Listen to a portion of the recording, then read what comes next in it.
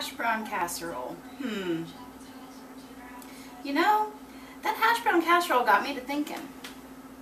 With this Philadelphia Cooking Creme, you can really get creative. And with the holidays just ending, I'm kind of sad because sweet potatoes are going to go out of style again. So we're going to work on a recipe to bring them back into style when it's not Thanksgiving. We're going to make a sweet potato hash brown casserole. So this is a new twist on a new recipe.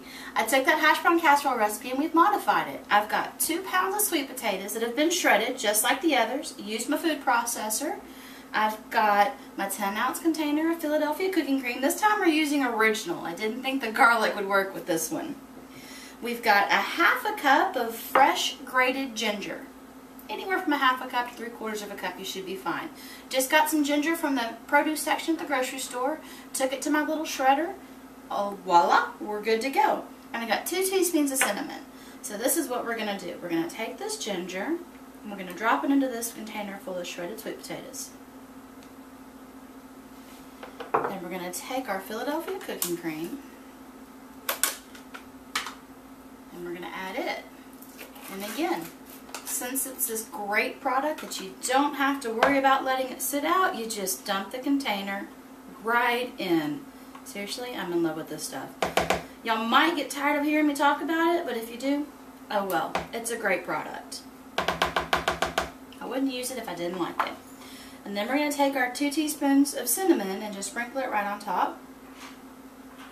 Got our handy little spoon here, and we're just going to mix it all up, just like we did the potatoes last time. So this is truly one of those inventive recipes where you're sitting around talking with friends thinking, you know, I'm kind of sad that the holidays are over and that I'm not going to get to have some of my favorite dishes, but let's think about new ways that we can spend stuff. And this original cooking cream, it's got a nice creamy flavor, lower calorie.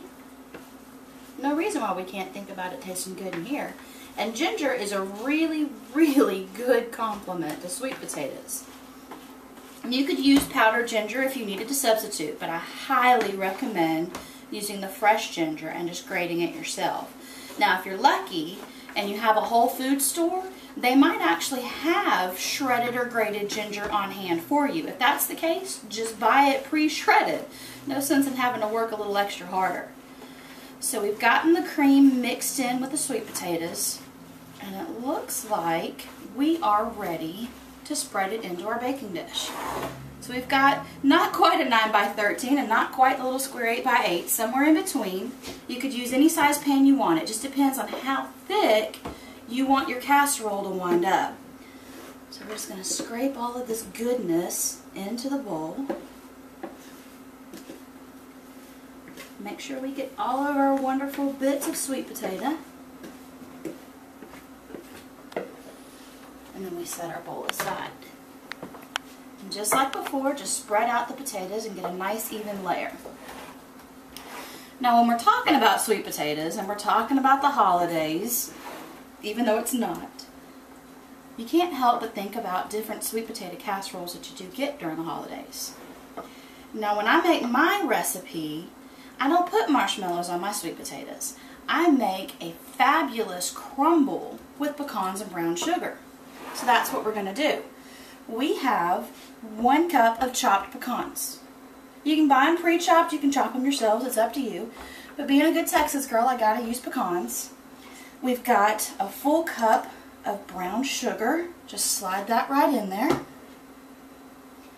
We've got a 1/2 cup of butter.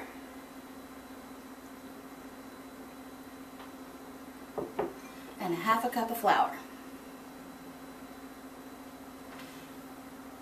And we can use our same stirrer from before, and we're just going to mix that right up.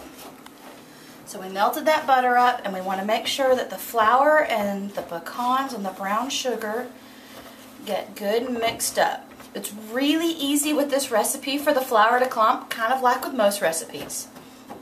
So if that happens, just take your spoon and push down to break up those clumps.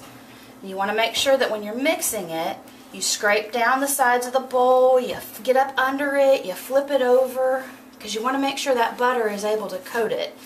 because we're really more just making a crumble. We don't want it to be like a doughy cookie dough type mix, but we also don't want pieces of flour sitting on top so you get that big white splotch. And you want the sugar to mix in between the pieces of nuts. So we are ready to go.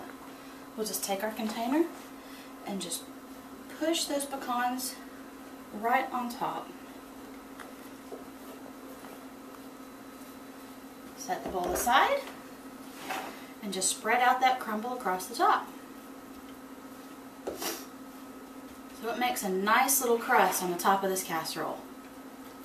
Now with a dish like this, you could serve it with chicken, you could serve it with pork, you could serve it with beef, but I'm not quite sure how that one would work out. You could serve it with turkey if you wanted. I think what we're going to do though is pair it up with a nice simple pecan chicken.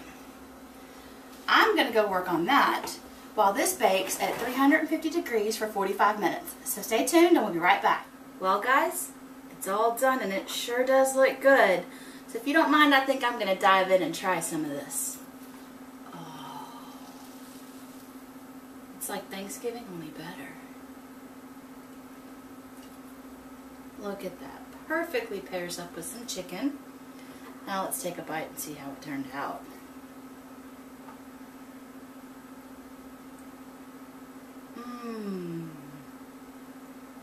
Now that's creamy delicious. There's another good recipe for the books.